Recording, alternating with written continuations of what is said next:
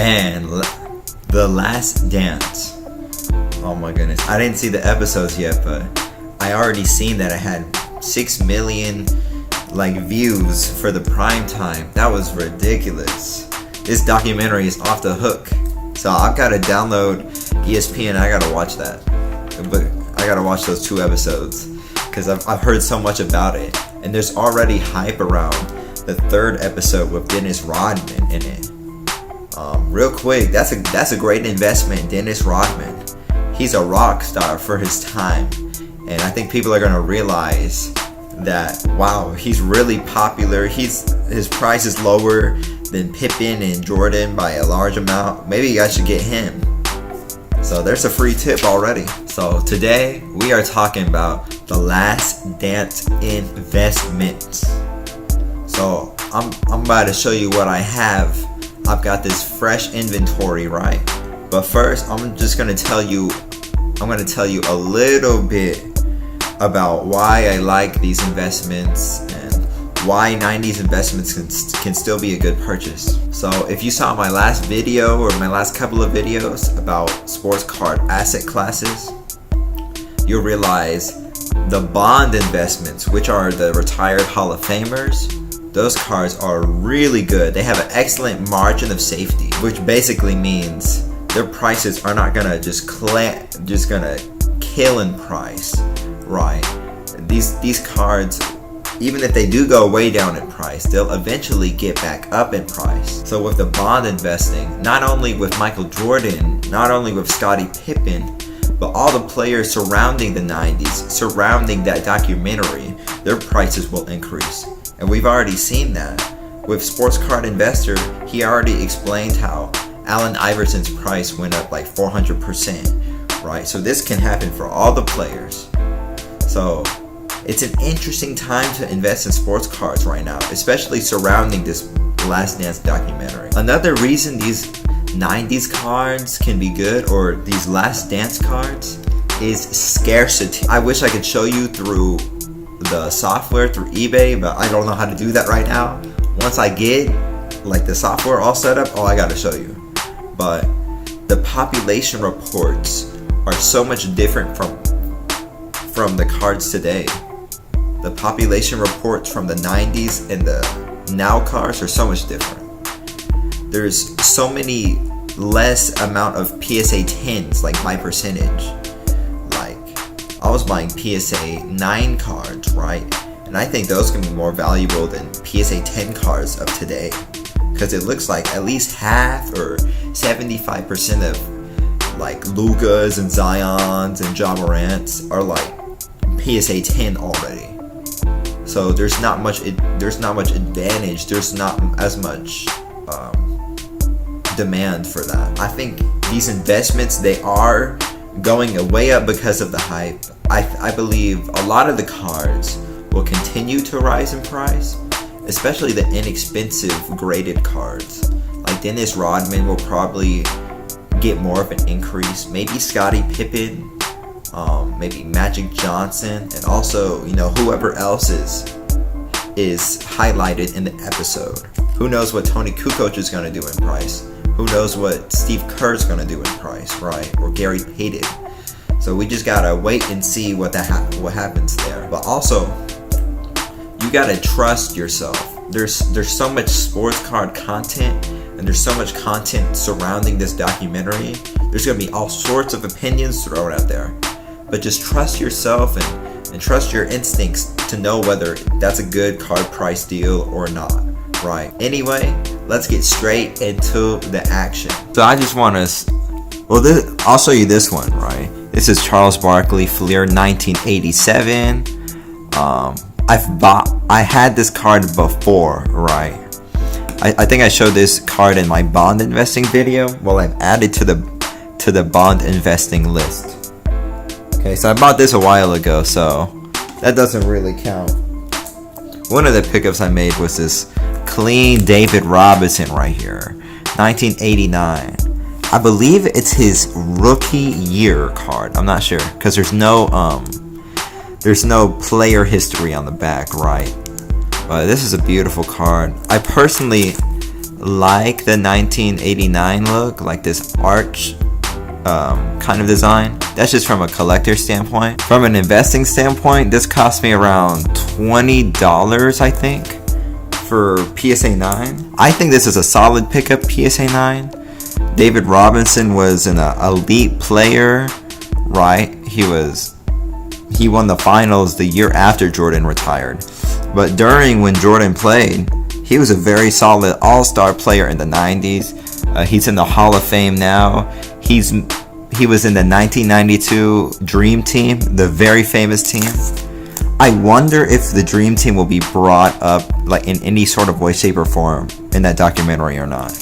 If that happens, then David Robinson could go up in price. Then I've got another Charles Barkley. So this card, like with tax and shipping, $16, right? I'm thinking 1988. This is like one of the younger Charles Barkley cards right here. I was just thinking, man, Charles Barkley and Michael Jordan have an amazing friendship, right? And they versed each other in the, I think, 93 finals or something. That was a historic, like, famous finals too. So I think for what I purchased him for, I think $15 is a nice price. I personally like the design. It kind of matches the 76ers look. So I think he'll be good too. It's Reggie Miller, man. PSA 9, 1995, right? You're thinking, why Reggie Miller? Why 1995? So he's one of the greatest three-point shooters ever, Hall of Famer. He's a historic player. All throughout the 90s, he really was. He's had some hard-fought battles with Michael Jordan. And I was looking up Basketball Reference, right? The 1997-98 season, the Pacers took the Bulls to 7 games. So you can look that up, but that's very true. So I think that might be mentioned. A Reggie Miller card, right? This cost me $8. So that's why I bought it. I could have bought like a Fleer, 1987 or something. But that would have been hundreds of dollars. I figured, man, $7 for this, I might as well pick it up. It'll definitely hold its price. And plus, SP Authentic, that's a decent brand. Like, they're still making cards today. Oh, Upper Deck. So, it's backed by a very good brand. I felt like this was a good deal as well. Not one, but 2 Shaqs. 1992, this is his rookie year. So I paid $12 for these 2 cards. So $6 a piece. I feel like Shaq is definitely going up in price. I feel like this card may potentially rise with the hype, maybe not. So I like the back look of this. Who knows, this might not be a good investment, right? This is the one I'm willing to take a risk on. So I'm picking up all these different type of cards, just to see what I can do. I'm very new at this 90s collecting, because I was usually doing modern card investing. But this is the oldest card I've got right here. Up next is my guy, Mr. Magic Johnson. Oh man, oh man, oh man. If you see here, PSA 8, 1980 tops. You got 2 other dudes and Magic Johnson. And I know they have the other 2 dudes, but not Magic on the description. I was thinking this is a real good deal. Because first of all, he's a rookie. He won an NBA championship his rookie year, which is historic. Magic is a legend, Hall of Famer, one of the greatest Lakers ever. Also, I'm pretty sure he's somehow going to be in the documentary. One way or another, he's going to work himself in there. So I paid, with tax and everything, about $45 for this card. I personally feel like this is a good deal, because this same card design that has Julius Erving and Bird along with Magic, it goes for, my goodness, it probably goes for $1,000 under the same grade. You're saying, yeah, it's got Julius Erving and Larry Bird instead of these 2 dudes. But I think this card will have to go up somewhat in price because of that. So I think this is a really, really cool investment. I think this card price will go up. This one I'm a lot more confident about than the rest of those cards. So those are all my investments surrounding Michael Jordan. But I'm gonna look at Michael Jordan himself, right? First up is a trio. I'm gonna show you Michael Jordan 1990 PSA 9. And I think PSA 9 is really good for the 90s cards because there was a lot more scarcity back then. It's a lot harder to grade these cards versus 2019 cards, right? And so this card, along with these two extra cards, 1989 All-Star and 1990 All-Star. So these three cards cost me about $90. I personally love this card because he's got his tongue sticking out like that's his famous thing he's doing. 1990, I think it was when he won his first or second championship. Yeah, I think that's his first championship. So that's a very important thing as well. I'm saying these cards, this era, for about $90, that's way better than his rookie card, right? Oh my goodness, his Fleer rookie card for like a PSA 9 probably goes for $30,000 or $40,000. So I love this card. I think it's an iconic pose. I just personally love this card and think it will go up over time, right? Give me 1 to 3 years, this card's gonna be worth more regardless, right, of the documentary or not. So, and plus I love these. These are two like cool pickups as well. Boom. Michael Jordan UD3 1997 PSA 9. This is literally the last dance. This is like literally his last season. I personally love the die cut right here. I think that just makes a card a lot more unique, a lot more rare. So there's, I forget how many there are, but this card cost me $70. I think it's just a beautiful looking card. I think it will go up in price. This one I'm very confident about as well. Upper Deck, so they have a very good brand to back it up as well. And this is just literally his last dance. I mean, I'm pretty sure other 1997 cards, like Metal Universe, is going for a ridiculous amount. Unbelievable. So for this card, there's right now at this current moment in time 292 of these. There are 292 of these cards. PSA 9 there's 87, and PSA 10 there's 161. So I will admit there is not that much of a scarcity advantage there, but there is a supply advantage there. I mean, you think about some other cars, LeBron and stuff, there's at least thousands of them. Luka, there's over 10,000. This is my favorite investment, and I think it's the best one too. So altogether, I've got the Jordans at the bottom, UD3, Fleer. I've got these Fleer Shacks as well. I've got low-key just a Reggie Miller there, Charles Barkley, and that one I got from earlier. And an NBA Hoops David Robinson, and this awesome Magic card I got.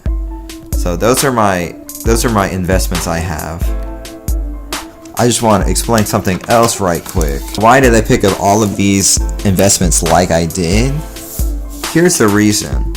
I could have literally just bought this card because I had full confidence in this card, right? So why didn't I just, get this card for 70 and then that's it? Because I'm not completely sure about just one card. Sometimes it is important to have a diversified portfolio. I could have went with only Jordan, which is considered like sort of a bond investing. I'm literally just buying one bond. Instead of doing that, I'm gonna diversify my portfolio and also grab Charles Barkley because his price might ascend really high. I'm gonna pick up Shaq as well. Who knows if the documentary is gonna talk about him? And then I've got Reggie Miller, okay? 1995 card. got rookie David Robinson, right? Who knows what their card prices are gonna do, right? And I have a Magic Johnson as well. Who knows if Magic might appreciate more than Shaq or Michael Jordan or something. Who really knows? This is a sort of index fund investing as well. I'm not only having just this one card I feel the most confident about, because I do feel confident about this, but I have all these other cards as well. Who knows? All these cards might not pan out. They might not be worth anything except for this card. On the flip side, this Fleer could possibly be worth more than this UD3 card in the future. It could grow to a higher level. Or this All-Star might grow to a higher level. Who knows? So that's why I'm trying to switch it up. There is a few more cards I would like if the price is right. Like, I would love to have a Kareem. I would love to have a Karl Malone card. I would love to have a Dr. J card as well. I think those are really good cards to have. You know, Allen Iverson and stuff like that is very good. I would love to have Kobe as well, but that's more of a collector's side of me, not an investing side of me. I don't know. This is your choice. I'm just trying to explain, and I'm just trying to give you a sort of process, right? I'm just trying to give you an idea how to invest in these cards. So I would suggest trying to find, you know, these undervalued cards. Like, try to find different sets, different brands, unique. You know, maybe look for these PSA 9s or PSA 7s, right? They might be dirt cheap. It also depends on multiplier factors, right? So I'm looking at the PSA 10 version of this card. I'm noticing that the PSA 10 version goes for $300 right now. So who knows if the card price might go up or not. That $300 for that card actually is good compared to the PSA 9 for $80. So you just got to be a smart investor, and you have to make your own decisions about things. It's very good to look at other people's content and stuff to get some ideas, but ultimately, if you're going to be a sports card investor, you've got to do your own data, your own research about it, if you want to make profit. So anyway, let's get back to the end. So yeah, this Last Dance documentary is crazy, and I gotta download the ESPN, man. I need to watch those first 2 episodes. I'll hopefully, you know, be making more Last Dance content as the newer episodes come out. So I mean, this is gonna last 5 weeks. So right now, what I would say for investors is just keep being aware of what's going on in the sports card market and understand what happened to the card prices when a documentary comes out. Like what's the hype around the next episode, and how do the card prices react after the episode's been seen by millions of people, right? So who knows? And most importantly, after this whole documentary ends, what are the card prices going to do then? So there's a lot of questions around this documentary. There's a lot of hype. I think that's a good thing though, because it means that people are interested in this documentary so much, considering with what's going on in the world today. So I think I don't know if Jordan prices are still going to go up or not, because they've already seen so much appreciation, but we'll just have to see. And I love what I'm doing right now. Just making these sports cards videos is so much fun, and I appreciate, you know, just being able to make these videos, just to be able to do this. So hit that like, hit that subscribe. Okay, it's been your boy. Until next time.